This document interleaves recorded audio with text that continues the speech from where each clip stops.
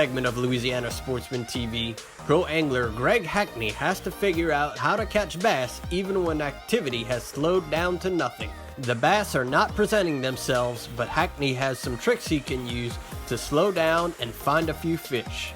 In a group of cypress trees on an oxbow lake, Hackney puts his skills to the test. There you go. The beast is trying to get away. I don't know, you know, that first one, boy, they bite so light that that first one, they just don't seem very aggressive. You know what I mean? Like, that first one, it bit me. I'm just crawling that jig out there on the bottom. I mean, it's just nothing. I mean, I'll be honest with you, the way that one bit, I was afraid when I swung, he wasn't gonna be there. Just didn't seem like he got it. You know, I started with that buzz bait. I mean, it's just a good morning for it, but these particular fish seem to be on the bottom. You know what I mean? They're not up.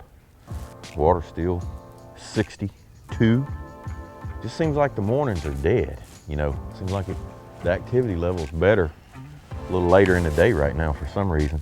Could have something to do with the moon. We got a full moon building. It's funny how the moon not only has a huge impact on tide, but it also has a huge impact on wildlife. Just don't seem like right now I can fish real aggressive, you know, and get bit. I gotta just take my time and take everything apart.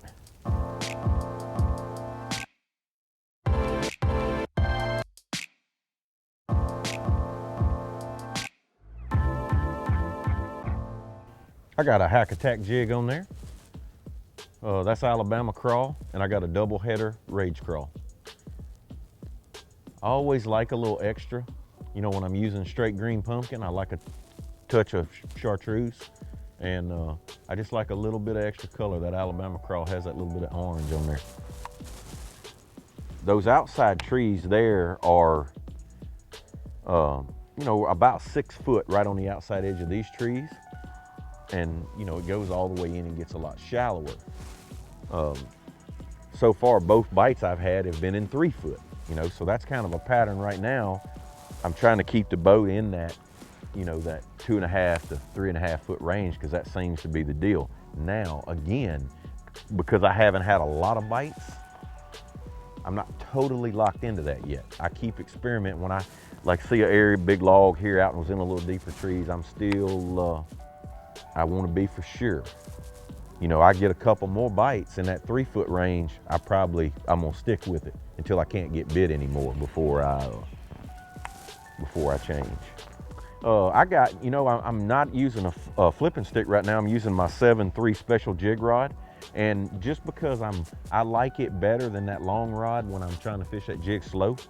Now, if I was just pitching to these trees and the fish were right on them, I'd be using that big rod. This shorter rod handles a little better, you know, in the trees when I get up in the limbs. But also that 7.3 rod, just being a hair shorter, is just really good for fishing that jig. Because what I'm doing, I am pitching it to the trees, but then I'm crawling it. You know, I'm dragging it basically over anything I can find out there on the bottom under the tree. And I like that little bit of smaller rod. Now, that's a powerful rod. And I got 50-pound braid on there. And then the other thing that shorter rod allows me to do, there'll be situations where I want to cast. You know, there might be a place where I see something back in the trees and I can't get there and it's out of pitching range. You know, that shorter rod I can cast. And you know, another thing that'll happen, you know, there's another thing to think about when you're, you know, fishing like this.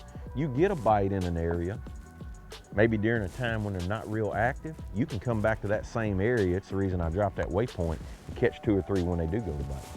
You know, so it's good when you're fishing cypress trees like that to mark all your bites, so you can come back later on and fish right back through those good areas.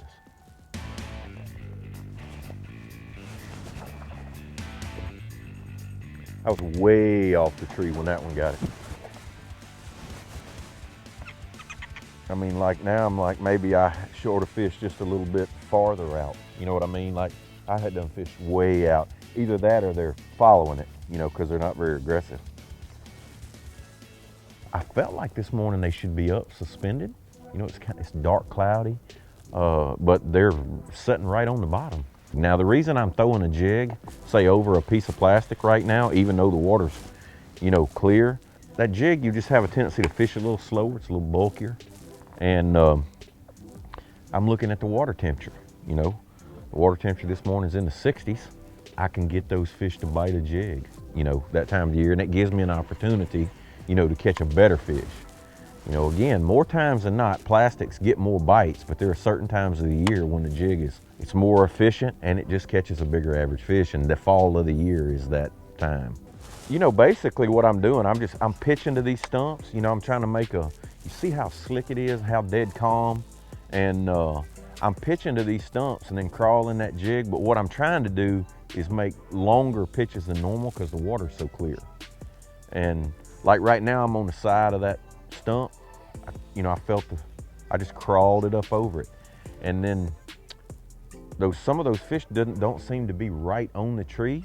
So I'm fishing that bait back 5, 6, 7 feet away from the, you know, whatever the tree or the stump I'm pitching to before I reel it in. But I'm trying to stay in contact with the bottom. Now, I've seen this before where, you know, early in the morning they're down on the bottom setting, and, you know, maybe later on in the day they'll get more aggressive on the same technique. A lot of times you don't necessarily have to change technique. The fish will just get better. And when they do that, you can fish, you know, faster. Right now, just the way the bites have been, I'm fishing really slow, thorough, you know, trying to cover around the tree. I'm pitching to these down cypress trees, you know, where the tops are broke out of. I'm looking for something different too. You know, we're in a cypress forest, and a lot of times the fish will be on something different. It can be, you know, again, where a log is blown into a cypress tree. It can be an open hole. The first one I got, you know, was around an open hole. More times than not, when you go to looking, when you get bit in a patch of trees, there's something different, you know, the reason those fish were there. And so, like when I got that first bite, I dropped the waypoint so I could go right back to that area. Because fishing trees are, you know, there might not be 5 on one tree, but there could be 5 in a 50-yard stretch, you know, because they like to group together. Now, how about this? Undoubtedly, it was like that last one. He caught the trailer. Look where he's hooked. That means he got that trailer and with that sharp hook on that hack attack jig, found another place to go in. I mean, I just got bit back to back. Fish seemed to be a little more aggressive, but they didn't get the bait as good as those that got it off the bottom. So the next time you're fishing cypress trees and things are slow, try some of these tips and see if you can catch a few fish.